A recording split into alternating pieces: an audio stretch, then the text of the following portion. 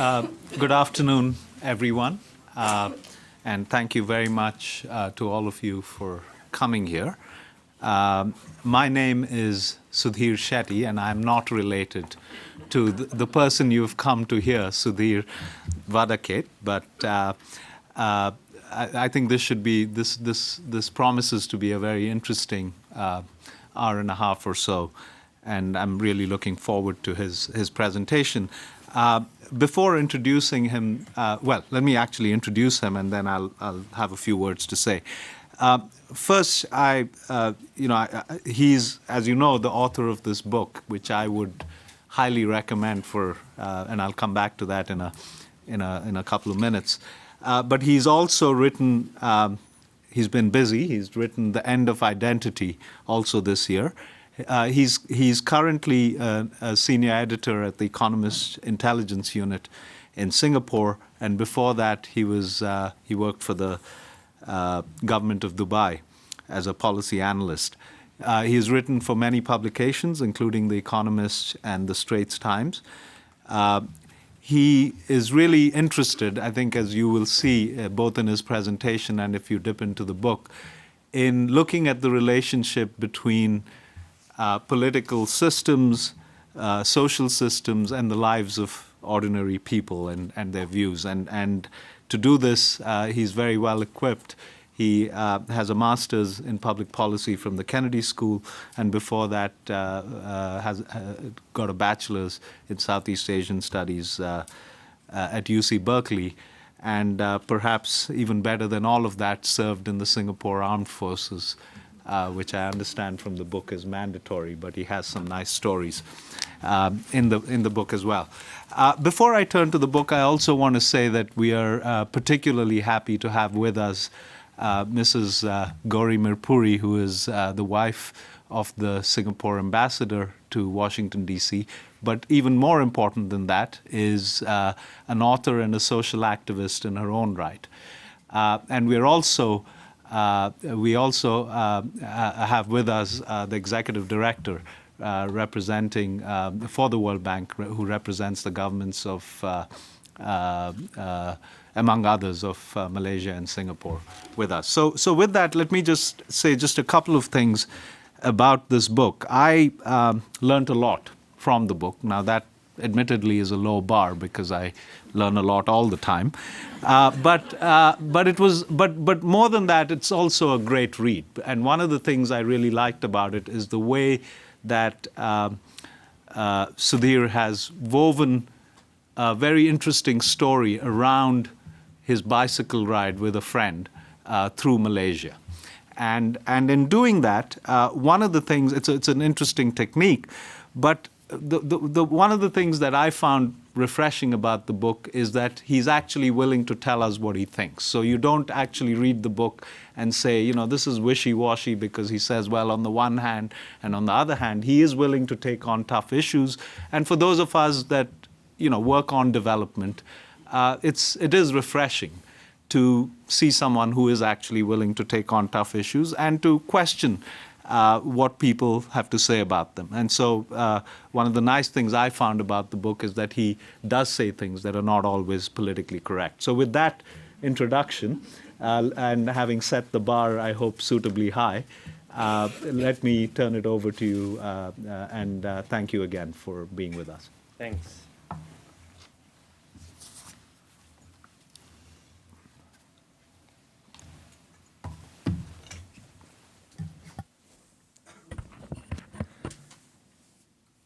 Good afternoon, and thank you everybody for having me here. It's quite exciting to be here at the World Bank, for several reasons.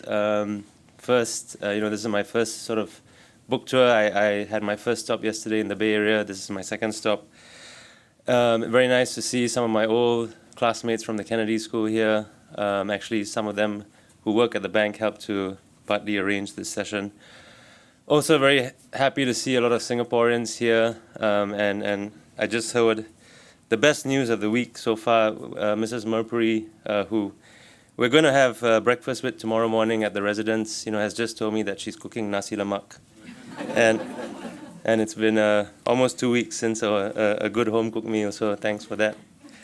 And perhaps the most interesting part of today's event is, believe it or not, I have never before met somebody with the same name as me, let alone shared the stage with that person. So that's also very exciting. I just want to tell you a bit about how my motivations for sort of writing this book. I think I grew up in Singapore in the late 70s, 80s, 90s, and I always felt a strong affinity for Malaysia. Now, for those of you who don't know, Singapore split apart from the Federation of Malaysia in 1965, and since then we've pursued very different developmental philosophies. To summarize it in a nutshell, Malaysia has tried to prioritize equality of outcomes by trying to redistribute income and wealth from the Chinese and Indians to the majority Malay population, the Bumiputras. Singapore, on the other hand, has tried to pursue equality of opportunities, right? So making sure everybody starts on a level playing field. But then after that, not really caring too much about redistributing income later on in the day. And so, that's just one way in which we've developed quite differently. And I was partly interested in seeing how, 50 odd years of the nation state experience had changed people's views about life, about identity, about culture, about race, religion, all the important things that people might think about. And I also, I being the son of a Malaysian, right? My father was born in Malaysia. His family moved to Singapore when he was quite young. I have lots of relatives in Malaysia. I had always felt a strong affinity for the country. I still go there a lot. But I also realized that, not many Singaporeans feel the same way I do, especially a lot of Singaporeans in my generation. For them, Singapore is a very different place from Malaysia. Malaysia is this strange other world, and Singaporeans might go there once in a while to shop and to eat, but they come back and they don't have that sort of attachment that I felt they should, perhaps, because after all, we've been the same country for many centuries, if not the same country, related in some shape or form, under different sultanates and then under the British. So I was interested to see, why political separation and the nation-state experience had actually created this additional layer between people who I thought actually should feel very brotherly. And so when I was in the Kennedy School, actually, between my first and second years, I thought up the sort of trip that only a crazy student might do, which is I decided to cycle around Malaysia on 10 ringgit a day. 10 ringgit is about $3 or $4 US.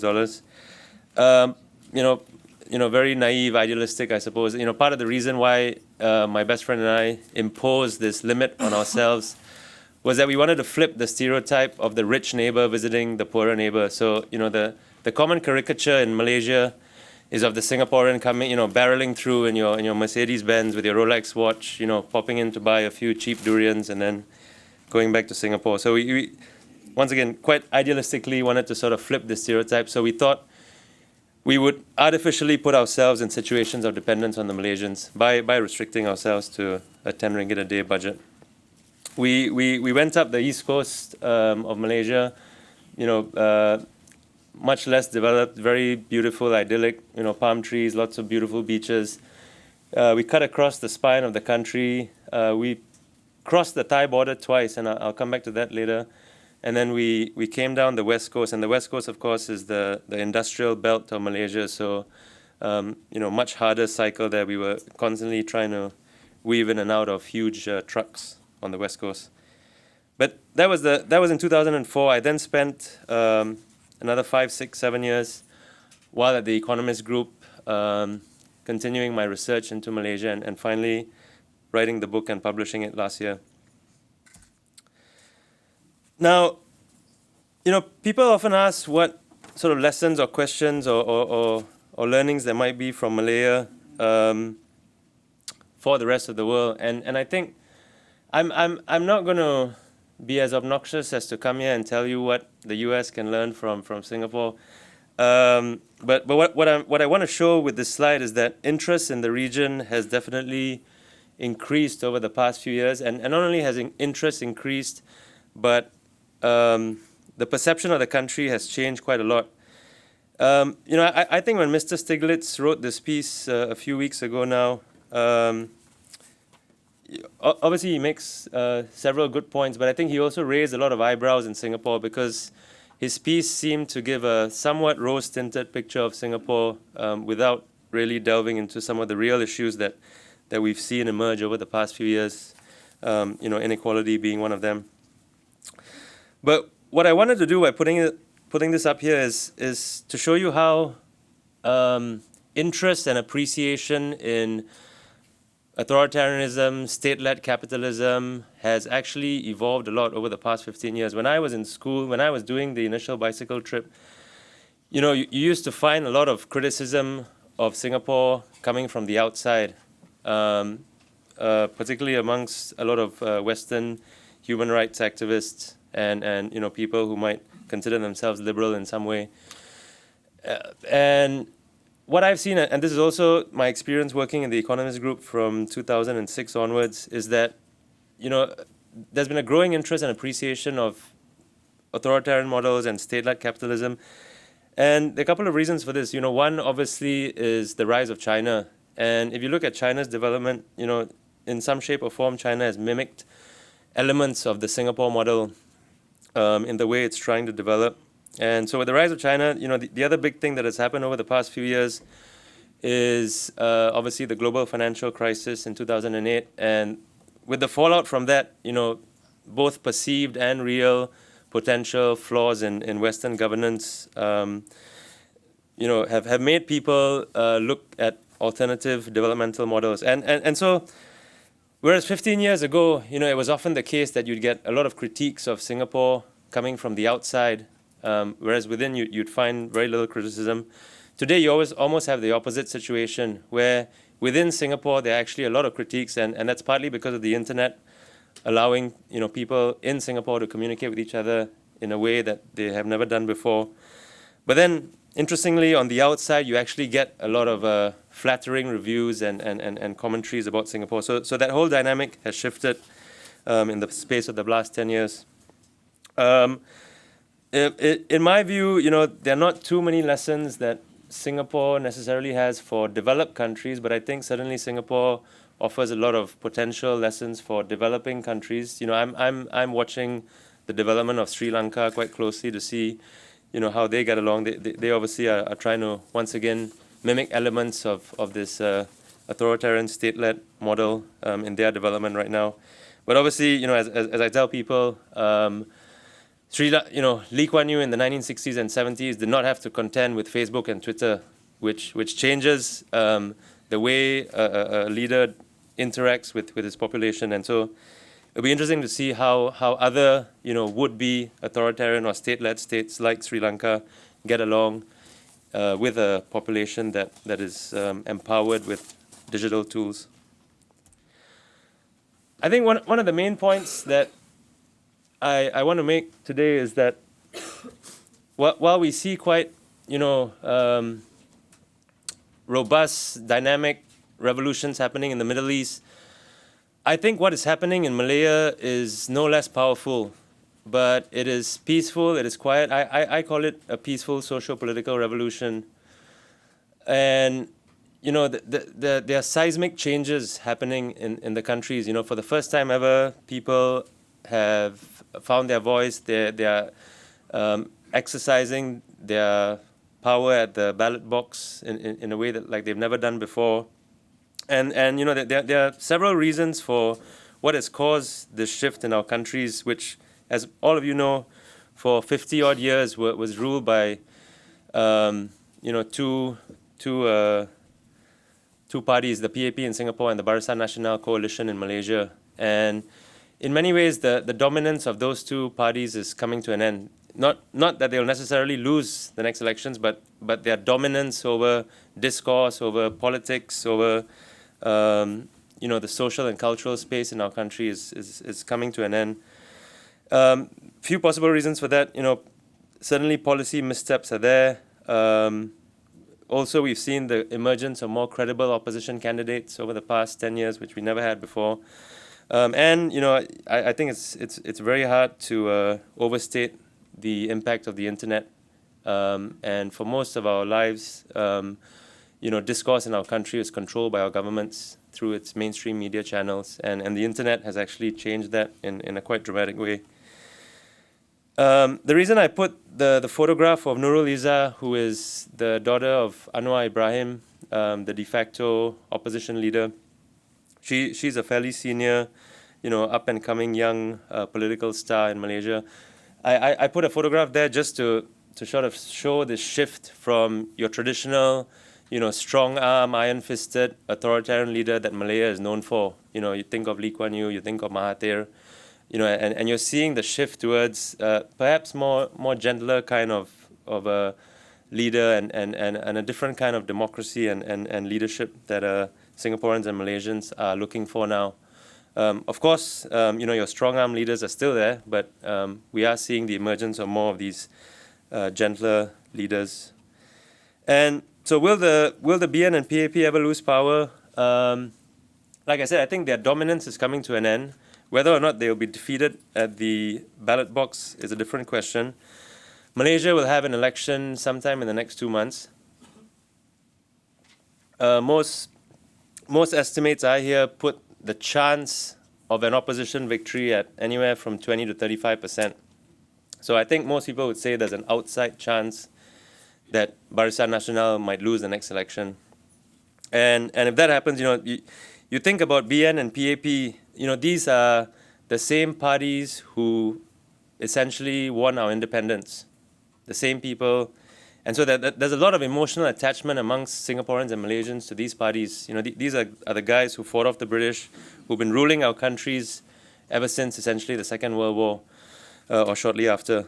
And if the BN loses, you're getting this 60-odd year rule coming to an end. It's not going to be a smooth transition of power by any means. In Singapore, the PAP is in a much stronger position. Obviously, it's maybe it's unfair to the PAP to talk about the two parties in the same breath, because the PAP is a much more successful party. The PAP does not have, the accusations of corruption or nepotism or cronyism that you find with the BN. Singapore in many ways has been a much more successful economic story than Malaysia. But nevertheless, you are, for the same reason, seeing a shift in political sentiment and Singaporeans wanting perhaps more opposition in play. 2 years ago, or actually even 1 year ago, if I was here speaking with you, I would have said that the PAP will face a real tough fight in 2 election cycles. So that will be 2021 or 2022. Now I'm absolutely convinced that they're going to face a tough fight in the next election, and that will be in 2016, or it has to be called by 2016. So the political shift in Singapore is happening, faster than I think even the wildest opposition supporters might have imagined.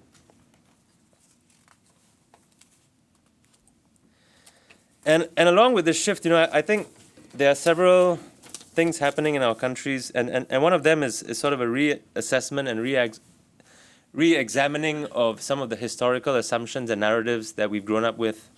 I'm not sure if any of you can see or identify who that lady is, but I met her in Thailand. She was one of the people I met when I cycled across the Thai border. That's the photograph of herself, some 40 years ago that she's holding up. And she belongs to, or she belonged to the Communist Party of Malaya, who, in the 1940s to 1980s were essentially fighting a guerrilla war, first against the British, then against the Japanese. Then when the British came back, they fought against the British again. Then they fought against the newly formed governments of Singapore and Malaysia.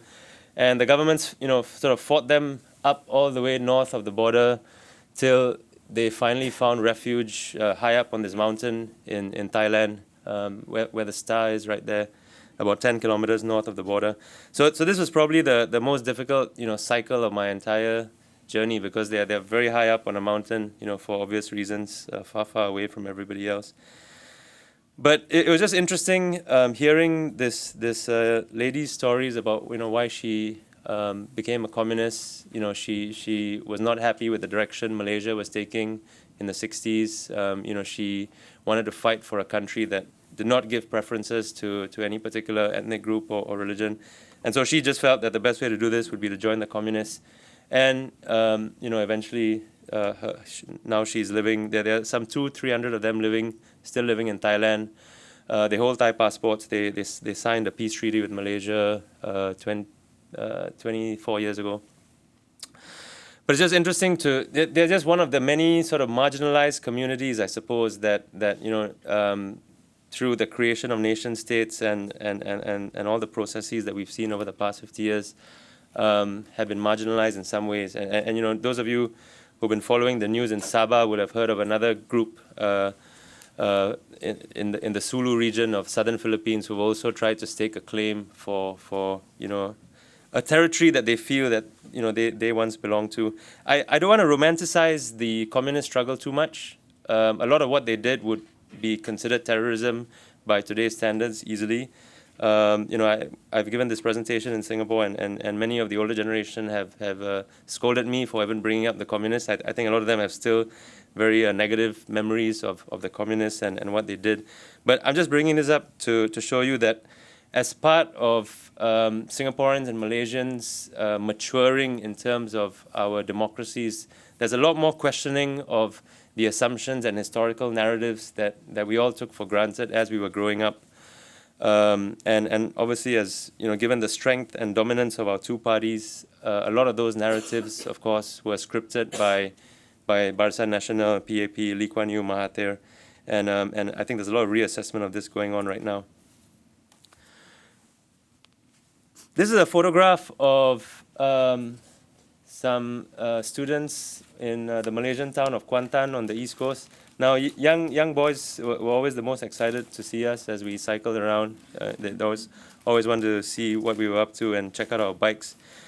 There's one thing missing from this photograph, and that is Malays. So you see Chinese and Indians, but no Malays. And I think that is representative of some of the fractures that you find in Malaysian society today.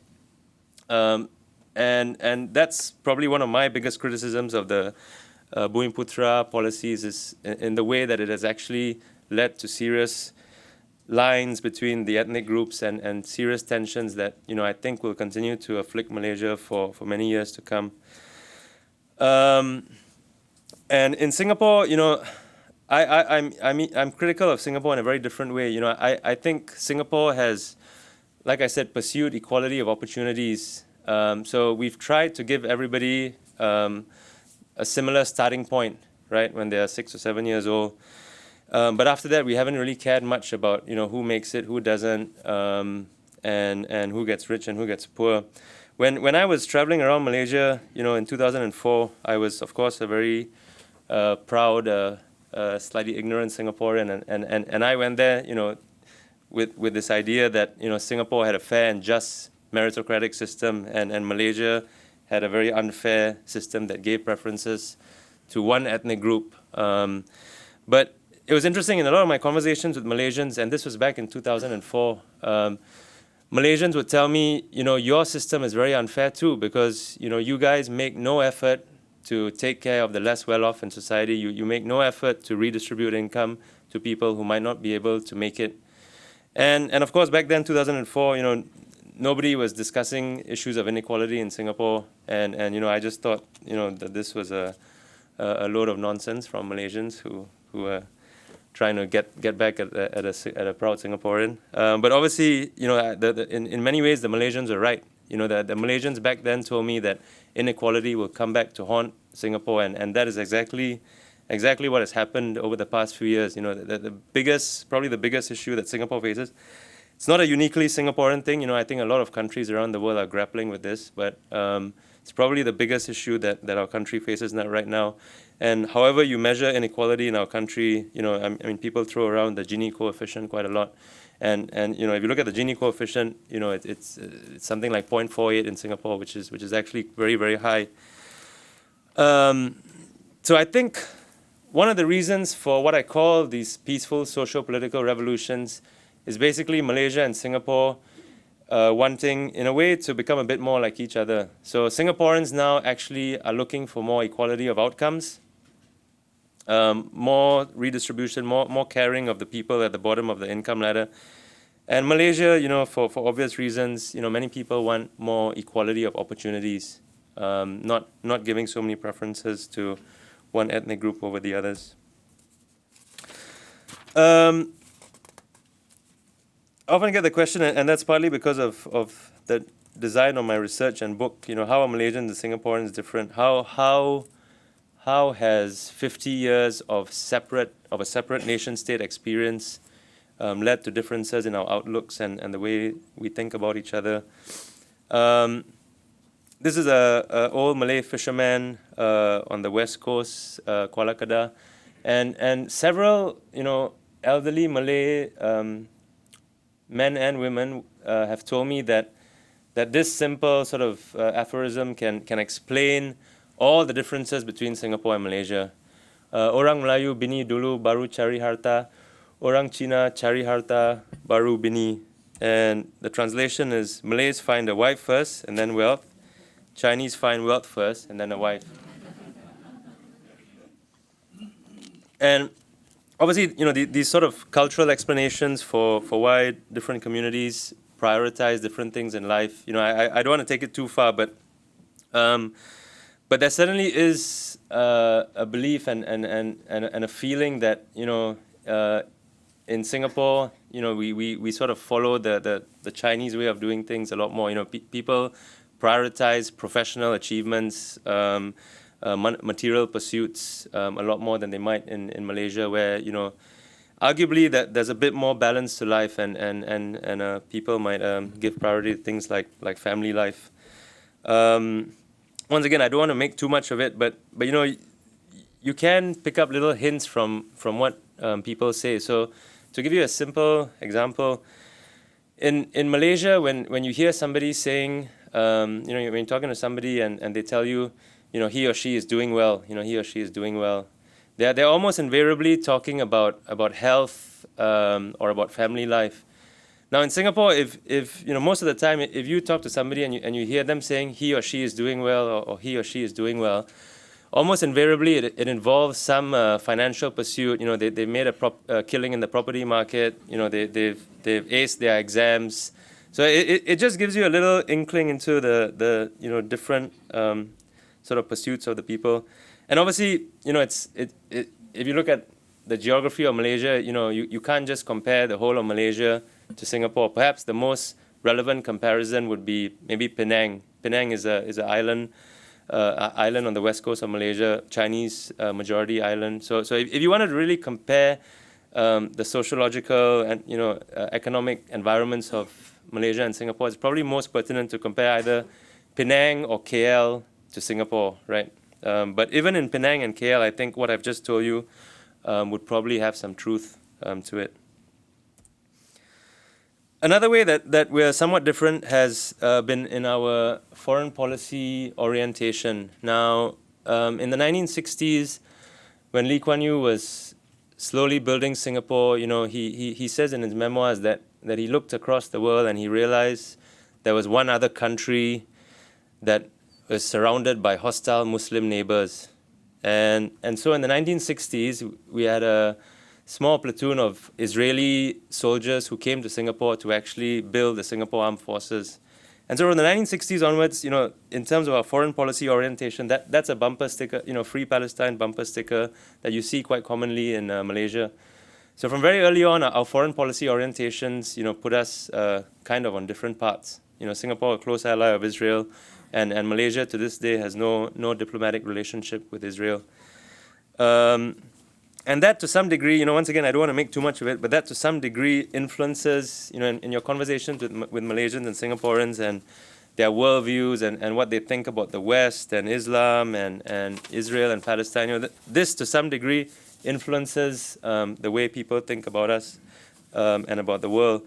There are many Singaporeans today who are very convinced that we are still surrounded by hostile Muslim neighbors. I am very much a pacifist. People might say I'm a bit naive.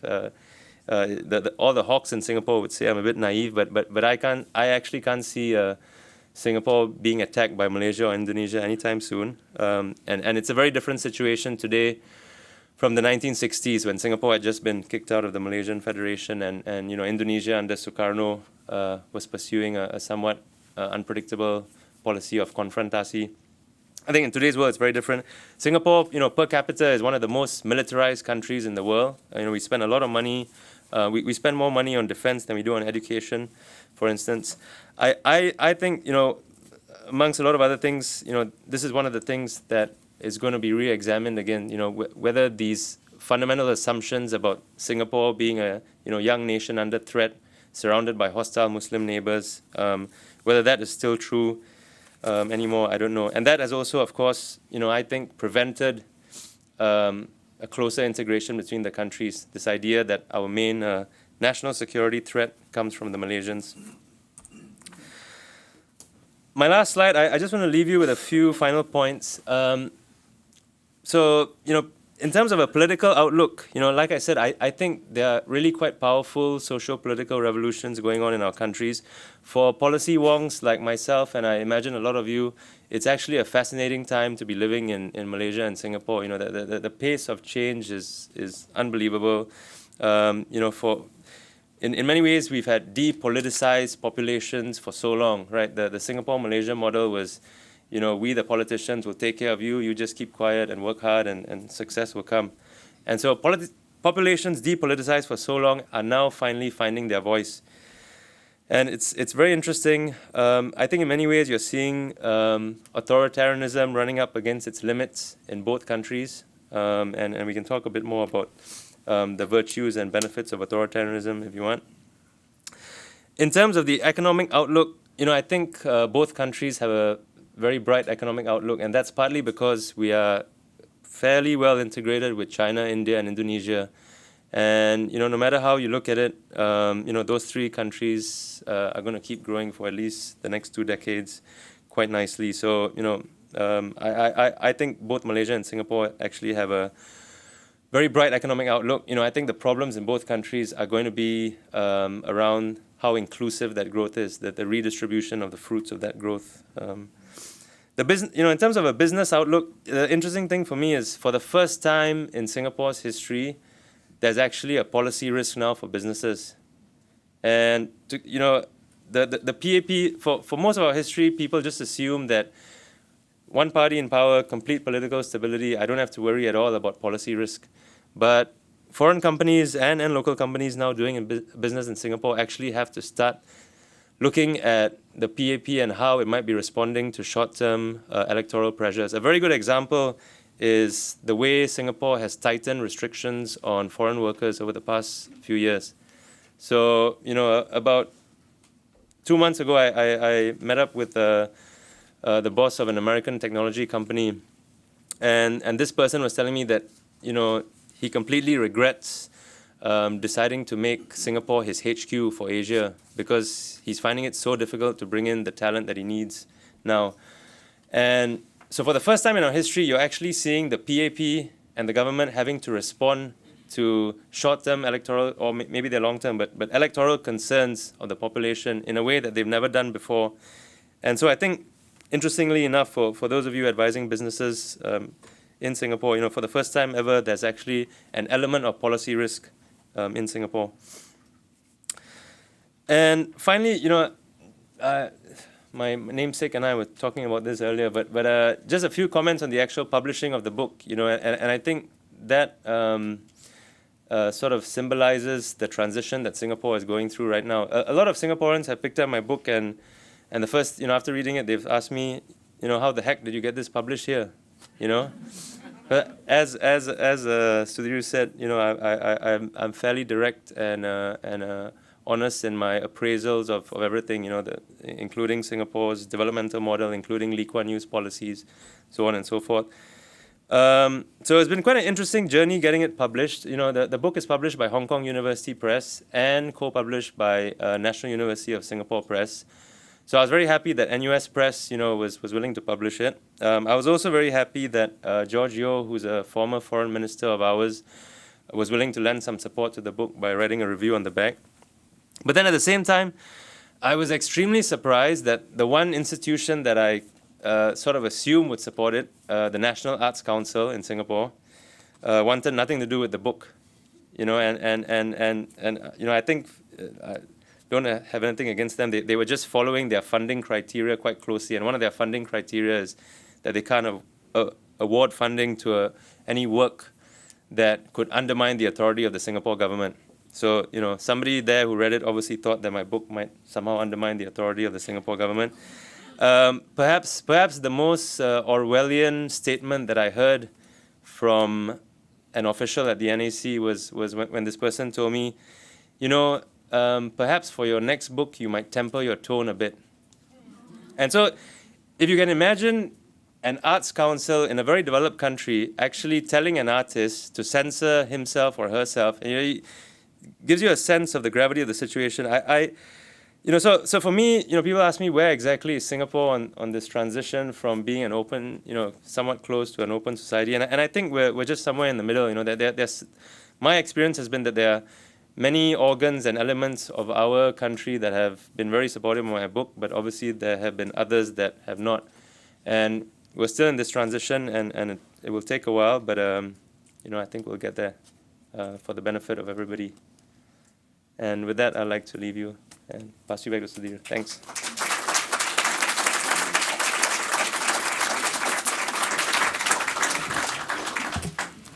Thanks very much, Sudhir. Let me open it up now. We have, you know, probably about 15 or 20 minutes for questions, comments. And what I suggest is that we can maybe take a couple, 2 or 3 at a time, and then turn it back to you if that's okay. Is that okay? Yeah. Please, go ahead. I think there's a microphone. Can we?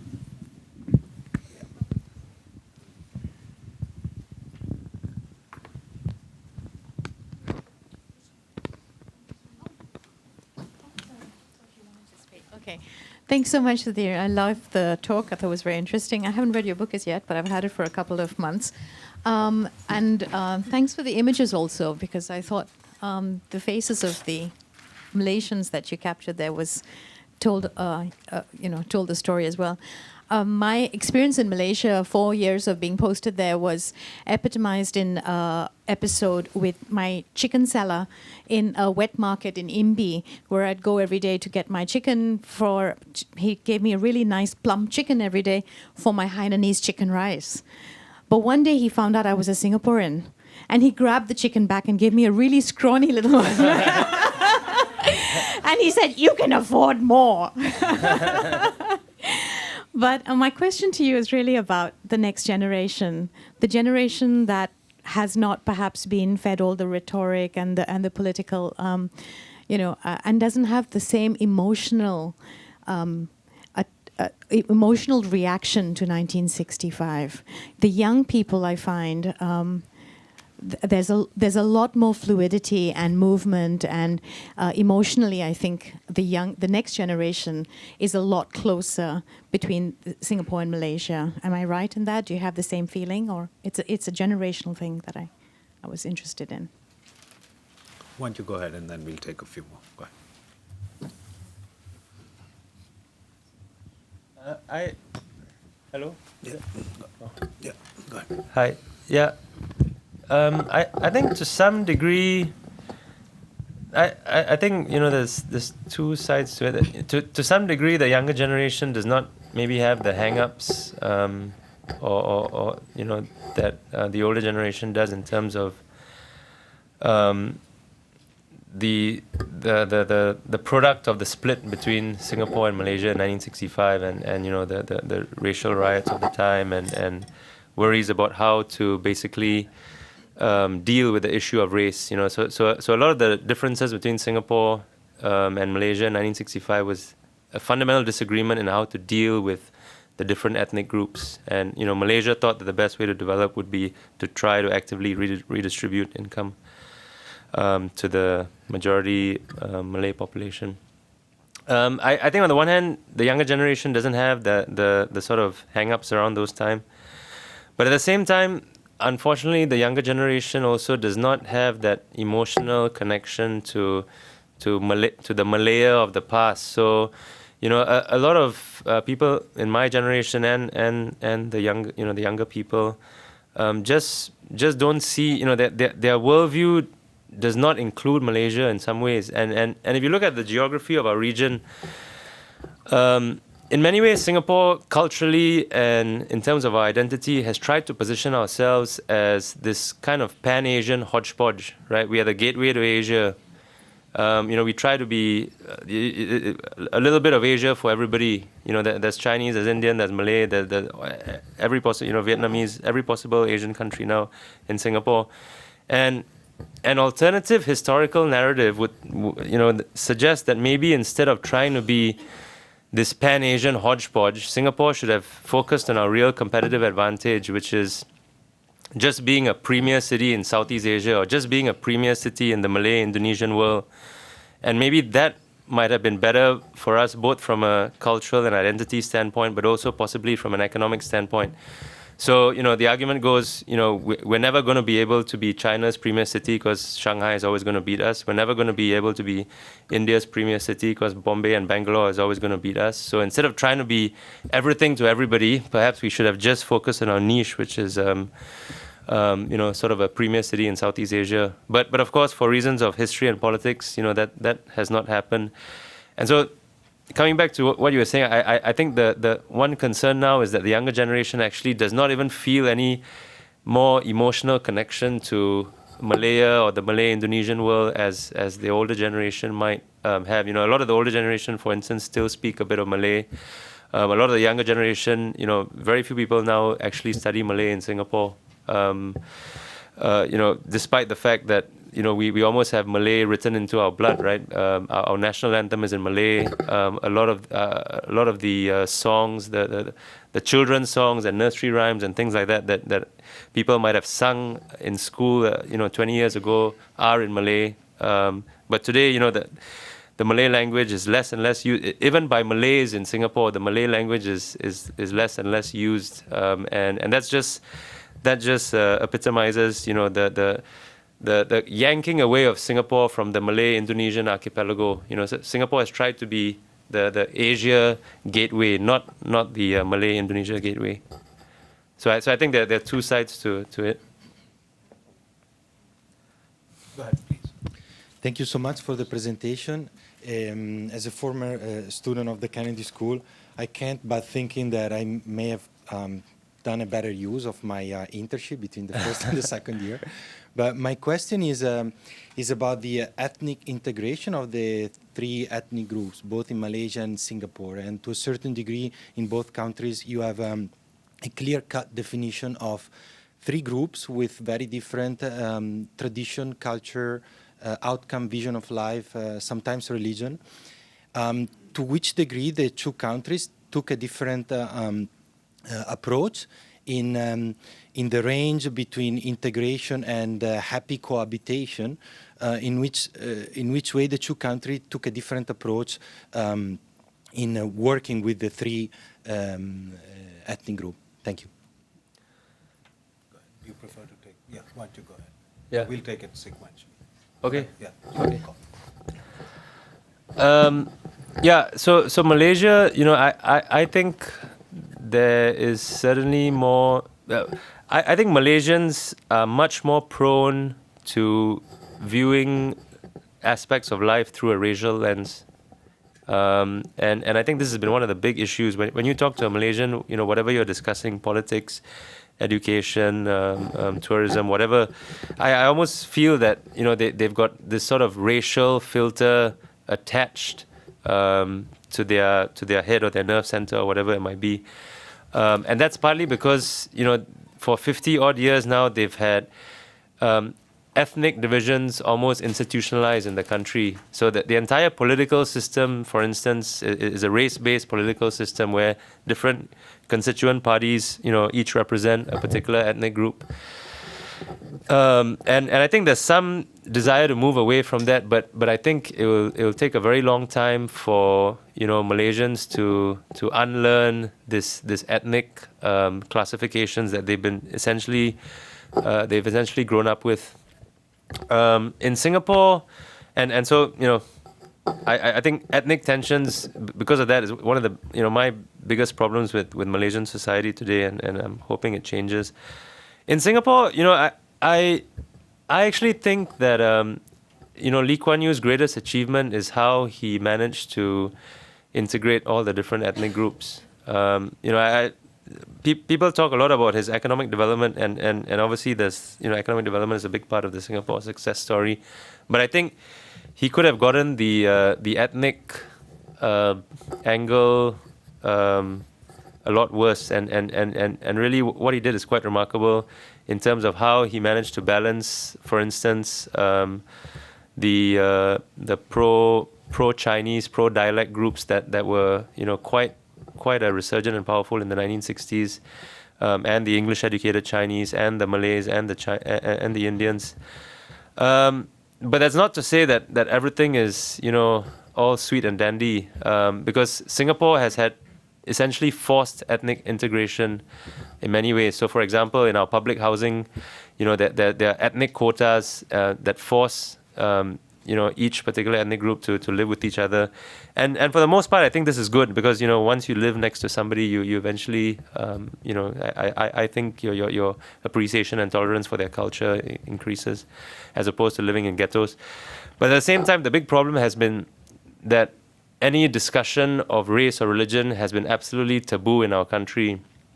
And I think that is a separate and different problem, because people have not been able to discuss openly, issues of race and religion like they might have in another mature democracy. And that is changing very quickly now. And I think one of the unfortunate side effects now is that with this recent hostility towards immigration that we've seen in Singapore, you are getting a lot more vitriolic, race-based commentary coming out in Singapore, particularly on the internet. So, 50 years of not allowing people to discuss something, and now, suddenly the lid has blown off partly because of the internet, and you're actually seeing a lot of immature commentary around race and religion that you wouldn't expect to find in a country like ours.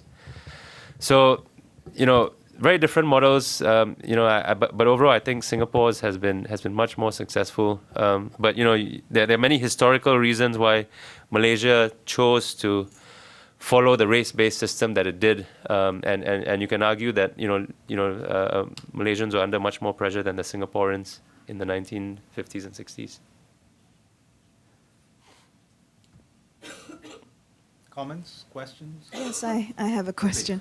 Hi, Sudhir. I enjoyed that very much. I'm Valerie. I'm a Singaporean. I work here at the bank. Came here about 7 years ago, and before that I worked for about 15 years in the Singapore government.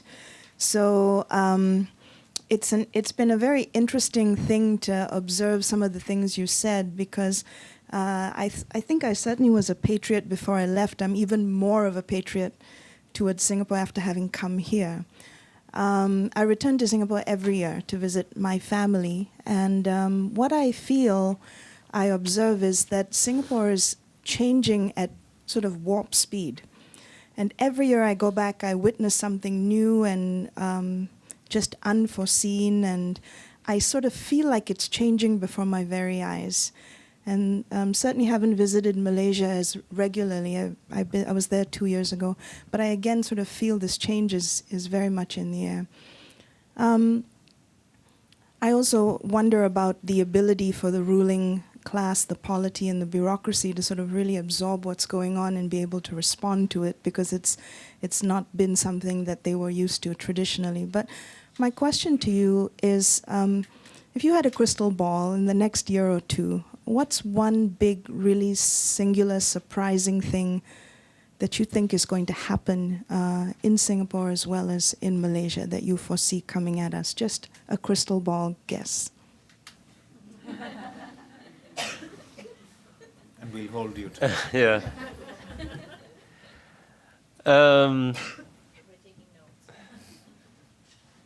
I think in Singapore, what we are going to see is actually a lot more.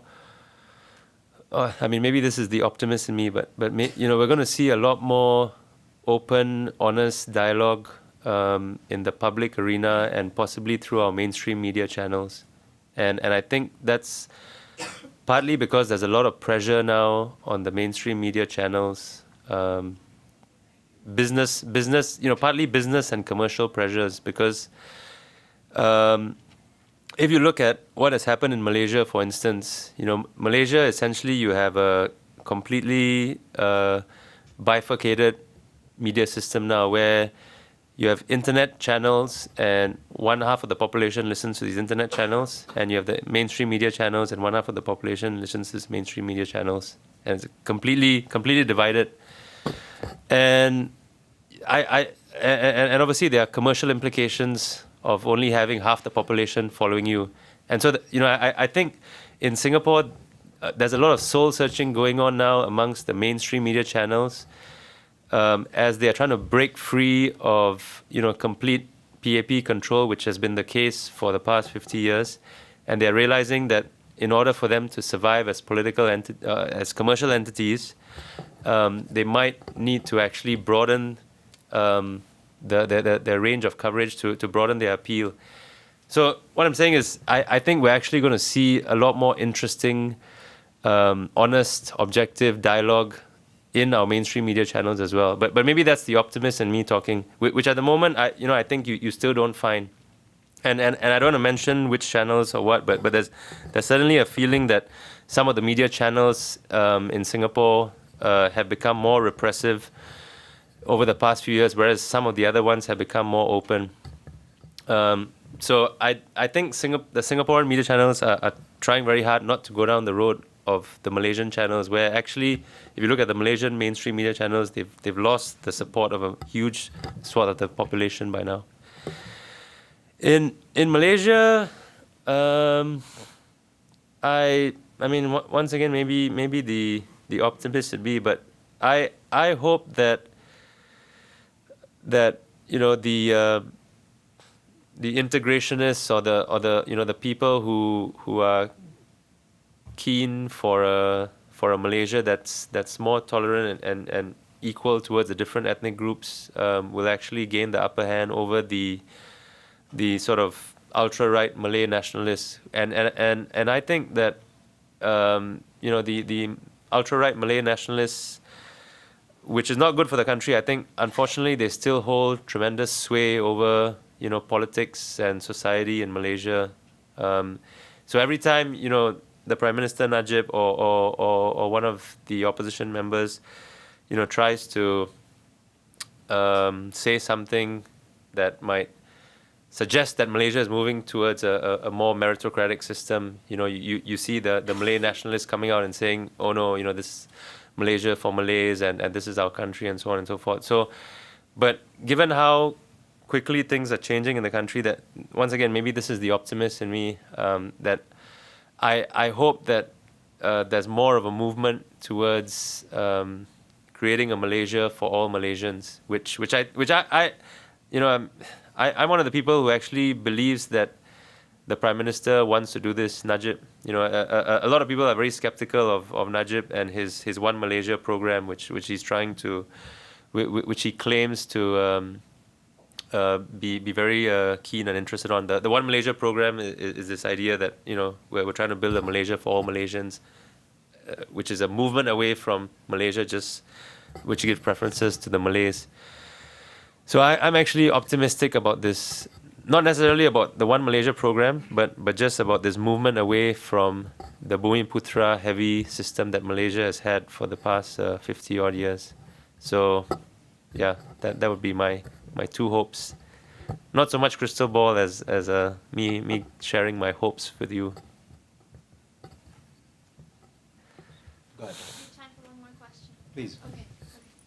So actually, thank you very much. Actually, I found the cover especially inspiring. And the question I'm going to ask, I'm sorry, this is a bit movie, is from the perspective of the geopolitical security angle, I'm very curious about it because, in fact, a lot of nations are arming up, in short. And a lot of it is because of the resource scarcity that nations are starting to feel inside the country and outside. So Malaysia and Singapore is in a very interesting position where they share a lot of very vital resources like water. So my question to you is, in your travels and at the socioeconomic level of all levels, what kind of tension, if any, and cooperation did you feel in your travels? Yeah, you know, for the longest time, you know, Malaysia likes to, you know, threaten to, or some people in Malaysia, you know, the common threat is that they will turn off the water taps, right? If they ever want to dry out Singapore, because Singapore actually, you know, a lot of our water supply comes from Malaysia under some very old British treaties. I don't actually worry too much about a resource threat from Malaysia. You know, I think those are just there's just a lot of scaremongering when it happens from particular people, and for the most part, it's Malaysians just trying to be cheeky whenever they actually say that. I don't seriously think that there'll ever be an issue with Malaysia cutting off a water supply to Singapore. But you know, Singapore does face a lot of resource constraints. You know, a couple of years ago we had an issue with sand, you know, because we import sand from our neighbors, including Indonesia, and Indonesia didn't want to send us any more sand. So, you know, that led to some supply shortages in our construction industry. So Singapore is certainly dependent on the outside world for resources, but you know, because of how rich we are, and because in a way we are friends with everybody, you know, I don't see that as being much of an issue ever. Unless, you know, we had some serious choke on global shipping. You know, if something happened that threatened global shipping, for instance, and for Singapore suddenly was not able to access trade routes like it does right now, then you could see something serious happening in Singapore. But it's hard to envision that situation. At a larger level, you know, I think both Malaysia and Singapore have been very happy with the you know, I had this question yesterday with the US pivot towards Asia, because you know, I think most of Southeast Asia, you know, does not want to be in a position where the country is beholden to China. And I think, you know, a lot of Southeast Asians, and certainly Singaporeans and Malaysians, are very happy to have a very active US presence in the region. And so I don't know, geopolitical threats, they're not too many. You know, there are obviously some, like the Sulu issue in Malaysia, that there's, you know, Spratly Islands in the South China Sea, which several countries argue about, including Malaysia. But it's not something that actually bothers me too much. I think Singapore today and the whole region is in a very different position to the 1960s. So, you know, 1960s and 70s are when we had a lot of our serious geopolitical threats. Today we don't. Today, you could argue, you know, Myanmar, those countries bordering China maybe have more to think about. So, you know, Laos, Myanmar, India, but Singapore and Malaysia, you know, as long as the US and China are nearby, you know, I don't think, I think we'll just keep playing each off the other to some degree. Please. Based on your presentation, it seems to me that you look at things like cultural differences, socio-economic differences, and the policy choices made by each country that could explain why Singapore is a much more successful country. So I've been wondering whether you also looked at the legal systems in both countries. On one view, the Singapore legal system has developed into a proper legal system governed by the rule of law, whereas the Malaysian version has evolved into something that is probably no longer worthy of the name legal system.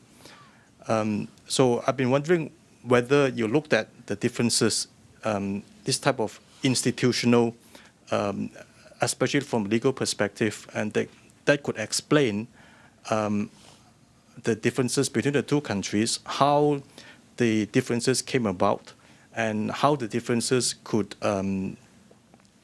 explain or even predict the trend, the development trend going forward. Thank you. Yeah. I think the one part where I do talk about this is when I discuss the judiciaries in both countries, and I think this is, if you look at the judiciaries as a microcosm of the civil service in both countries, this explains a lot about why Singapore's brand of authoritarianism has been a lot more successful, which is that the civil service, to a large degree in Singapore, has remained very professional and has not been captured by vested interests. Whereas if you look at Malaysia, civil service, judiciary, you often find it being captured by vested political interests.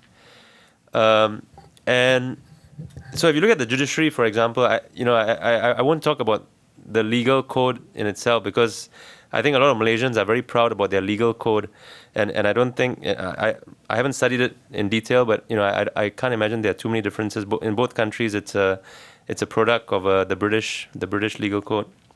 But I think the problem in Malaysia has been corruption and the capture of the judiciary by vested political interests. And most people would track this back to the mid to late 1980s when they feel for the first time, Mahathir tried to interfere in the running of the judiciary. And you've had several incidents and cases of nepotism or cronyism emerging through either, for instance, in the appointment of senior level judges in Malaysia, very clear cases of cronyism and corruption. And in Singapore, for the longest time, you've had people saying that our judiciary is compliant. You often hear this allegation, but you've never actually, there's no evidence for this at all. And so, the one big difference, and I mentioned this in my book, is that in Malaysia, you actually have hard, solid proof that the judiciary has been captured. But in Singapore, there's only a perception that the judiciary is compliant. And I think that's partly why Singaporeans have so much faith in the rule of law in our country. Not just Singaporeans, but companies doing business in the country, which is very important. And foreign governments, the populations. Whereas in Malaysia, you're absolutely right. One of the big problems is that a lot of ordinary Malaysians and some companies to some degree do not have complete faith in the rule of law. And that obviously impedes development. Well, thank you very much, Sudhir. I think I'm going to bring this to a close, but I just wanted to say that one of the things I took away from your book, other than the interesting stories and the interesting people you met, is the way you juxtaposed the emphasis on equality of outcome and equality of opportunity, and it's something that those of us who work in development, I think, struggle with. And I think what I took away is really going forward, and this comes to your question as well on the next generation. I mean, it strikes me that here are these two countries that have kind of lived next to each other but apart. I mean, I didn't realize, for instance, that you can't get newspapers of one country in the other. So that was certainly news to me. But I thought India and Pakistan were the only two neighbors where we practice that kind of discrimination. But I guess it occurs elsewhere. And so, to me, one of the things worth looking to in the future is to what extent can each country learn from the other. That, I mean, in a sense, the pendulum in Malaysia needs to swing away from this emphasis on outcomes towards leveling the playing field, if you will, in terms of opportunity. Whereas I think you make a compelling case that in Singapore, if anything now, it's here's a very affluent country that now needs to look more at what's happening to people at the bottom, to the people that, despite this emphasis on equality of opportunity, are not going to make it for whatever reason. And I think I think you make the case. There's lessons from Malaysia, and here they are sitting next to each other, and they have all this potential to share this with each other. So on that note, let me once again thank you for taking the time and for a very interesting presentation and a great book. Thank you. Thanks for having me.